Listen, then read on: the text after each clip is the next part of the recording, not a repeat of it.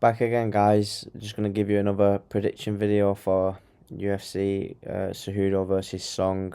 Just before I get into that card, I'm gonna give you a quick recap of last week's card, the Cannonier versus Rodriguez, and just let you know how we did on that one.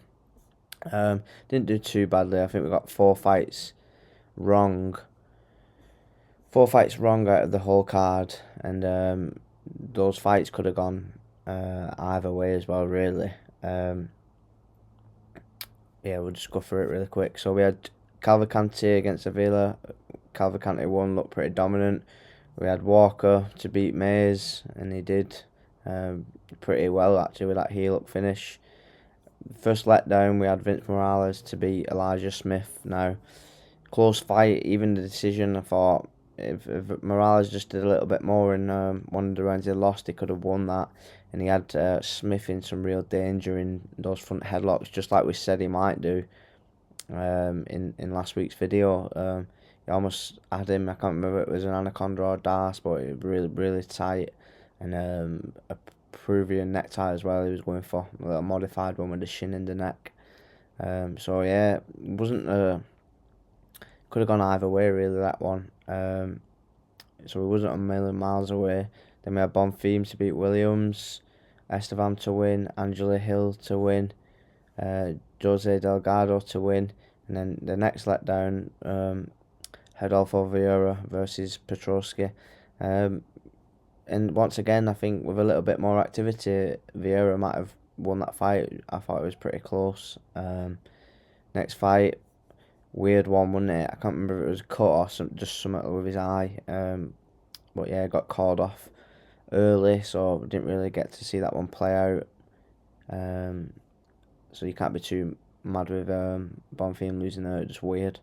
And then we had Shabazian to win, Zalal to win, and then we had Rodriguez to win. But credit to Cannonier, got dropped a couple of times and then still managed to pull out the win. So all in all,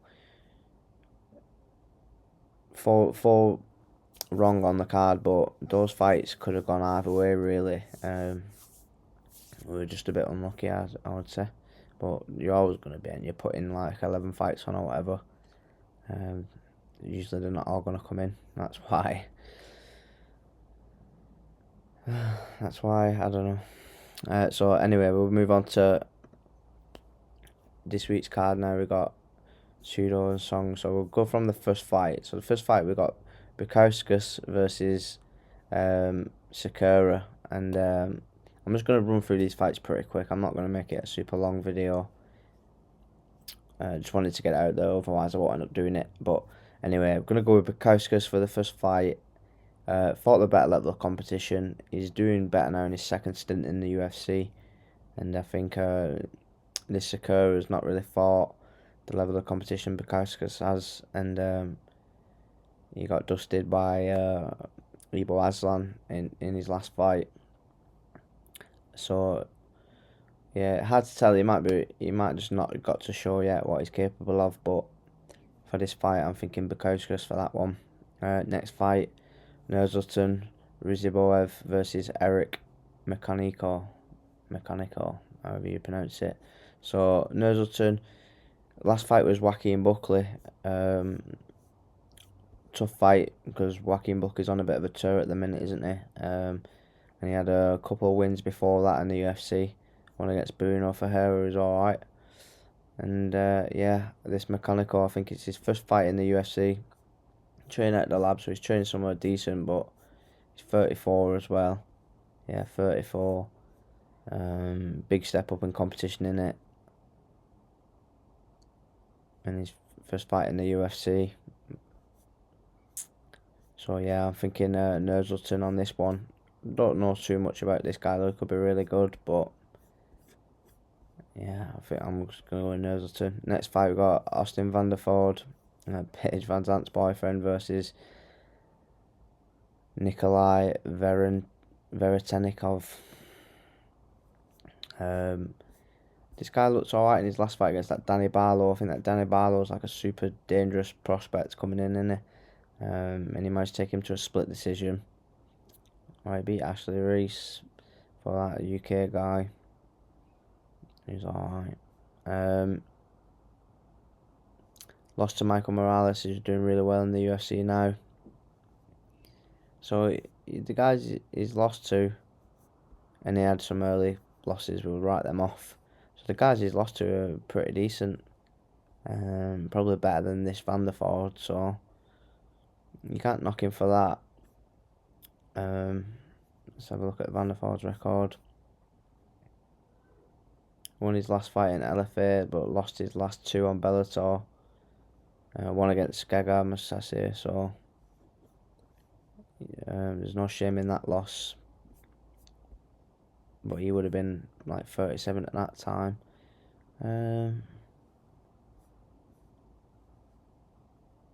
Yeah, tricky one to pick, this one. I might just leave it off, to be honest. Don't know enough about him, and I can't really see how it's going to go. Next fight, we got Ricky Simon versus Javid Bashrat.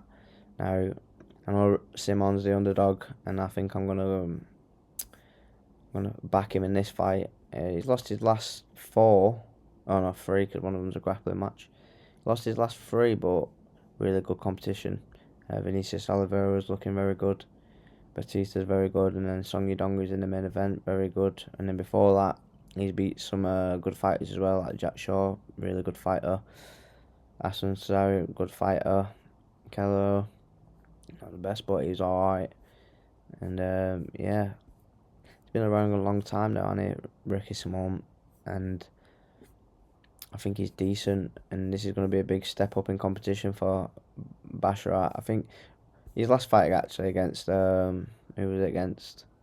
Zahabi. So he's took a step up in competition in his last fight, and then he's lost. And I just think Simon's better than all these guys, to be honest. There's a question about the Zahabi. Maybe he could beat Simon, but I'm going to go with Simon on that fight. You don't have to look too deep into it sometimes. It's just best not to think too deep into it. Anyway, next fight, we've got Nick Klein versus Mansour Abdul Malik. Now, I know he's the favourite, Mansour, and he's like 1-10, so I'm just going to skip this fight completely because there's no point putting anything on at 1-10 unless you was going to go Klein, but I just don't think that's going to happen, so leave that fight off.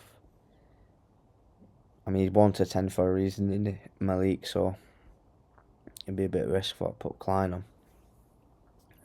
Next fight, Andrea Fili versus Costa. Similar to the Simone fight, I think I'm going to go with Andrea Fili on this one. He's fought a lot of good guys, a lot of big names. Beat Cub Swanson in his last fight, and Cub Swanson just looked good in his last fight after that. Lost to some good guys like Danny Ige, Nathaniel Wood, Johannes Brito, Bryce Mitchell. See, when he's losing to real top opposition. He's not losing to anyone who's below him. So yeah, and it's Costa. He's fought some good guys as well, like Thiago Moises, but still,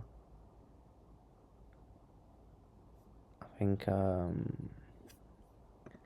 don't deep it, and we'll just go with Andrea Fili on that one. Next fight, Ayhan Kutalaba versus Ibo Aslan. Now, I'm not a big fan of Ayhan Kutalaba. He's just not my kind of fighter. Ibo Aslan, he's looked very good, hasn't he? He's powerhouse. Not seen him get grappled much yet. He's managed to finish all his fights pretty early. And if Ayhan Kutalaba can get him down, then he might make it tricky. But I think I've seen him get chinned a few times, that Kutalaba, hasn't he? He's been, if not knocked out, he's been dropped quite a bit. Just from the top of my head, yeah. And I don't really rate him that much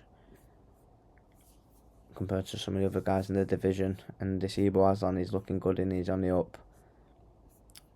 So I'm going to go with Ibo Aslan on that one. Next fight, Menifield versus Julius Walker. It's his first fight in the UFC, and this Julius Walker. I've not seen him fight before, so it's hard to tell how good he's going to be. Menifield, I like Menifield. I think he's pretty good, but he's coming off 2 knockout losses. Yeah, he's been finishing his last 2 fights, and I just think, even though it's against really good guys, you just don't know how it's going to go this one. He could get knocked out again, so I would say Menifield, but I don't know enough about this Julius Walker, so I'll leave that one off. Next one, Gene Silva versus Bagdasarian. Same as the earlier fight. I think Gene Silva's like 1-7 or 1-6. I think he should win, but we're not putting him on them odds, so we're not going to bet on that fight. But I probably said Gene Silva wins it. Rob Font versus Gene Matsumoto. For this fight, I'm going to go with the underdog again. Well, I think Rob Font's the underdog. I'm checking a bit older, 37. And I know this guy's a young kid coming up, but he's coming off of a big win in the Rob Font against Kyler Phillips. And Kyler Phillips is looking good. Lost to really good guys again, so it's hard to knock him for any of those losses. And he's beating good guys. So it's surprising really that he's the underdog in this fight to me. I'm not seeing much of this Matsumoto, but his last win was a win against Brad Katona by decision. And Brad Katona's not like top of the food chain, is he? So it's not like he's fought anywhere near the level of Rob Font. Could he win? Yeah. Am I going to back him? No, I'm going to go with Rob Font. I'm going to go with the experience. And hopefully he can get it done. Next fight. Who are we on? Brendan Allen versus Fluffy Hernandez. Now, this should be a good fight. Both good fighters. I like Anthony Hernandez though. I think he's really good, and he's a dog in it. He'll keep fighting for it no matter what, even if he's behind or if he's hurt. He's gonna keep fighting. Brendan Allen is too, but I've seen him get tired a couple of times, like in his last fight against Imavov. Really good guy, obviously, and I'm sure in the fight before that he gets a bit tired and starts looking a bit sloppy. Where I think Hernandez thrives when it gets like that, so I'm going to go with Hernandez in that fight. It should be a good one. And then the main event, we're going, main event, Cejudo versus Song Yadong. I think we're going to go with Song Yadong. Cringe bag, Cejudo. His time's been then, now, hasn't it? He's a bit past it, his better days are behind him. He's coming out of like semi-retirement. And I think Song Yadong is going to be too much for him. Too powerful, too fast. And I can't see Cejudo controlling him for 3 rounds or more. Just can't see it happening. He's not going to hold Song Yadong down. And I think when Song Yadong's back on feet, he's just going to be too quick for him. And he'll have the size advantage as well. So yeah. We'll go Song Yadong on that one. Could Cejudo win? I really can't see it, to be honest. He could win. He was grappling up. He did alright against Aljamain and his and Marab. Yeah, he did alright in those fights, but he didn't like look close to winning against Marab, but he got him down a few times, and he nearly did. And then the Aljamain Sterling, obviously split decision closer, but that's because Aljamain's style is like falls into where Cejudo would want it as well in the wrestling. So yeah, I don't see it going that way with Song Yadong. I think Song Yadong just gets him out of there maybe in the later rounds, in the 4th or 5th. But yeah, so let's have a quick look at what odds we're getting them on this. See, I was looking at. I'll look at that later. I was looking at some prop bets on the others, but yeah, this is what we're gonna go with.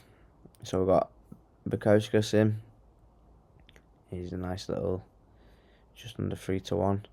We got Ebo Aslan in. He's a little 1-2. Andre Fillion, he's actually a bit of an underdog. Andre Fillion will surprise him. Nurzleton, 1-3. We'll see what that is when we take it off as well in a minute. Ricky Simone, he's like a 2-1 underdog. We'll play the risk on that. Could he lose? Yeah, but I'm happy to take a risk on it. We'll leave the Vanderford fight off. Next fight, we'll leave the Menifield fight off. We'll put Fluffy Hernandez on. And Rob Font, leaving the Gene Silver fight off. And then Song Yudong versus Cejudo. I think the odds have changed a little bit because it was like 750 quid return off a tenner earlier, and now it's gone to 680. Should have put it on earlier. But yeah, not too bad a return off 10 of that. Let's see what it's like if we put this Nikolai in. That'd be 1,200. If we put Menifield in, that'd be like 1,700 back off a tenner. But we'll leave them off. We won't be greedy. Let's try to get a return this week. And yeah, we'll put that on, so a tenner gets you back 680 quid. So hopefully we get a win this week. Let us know what you're putting on your bets as well. And good luck. I'll see you next time.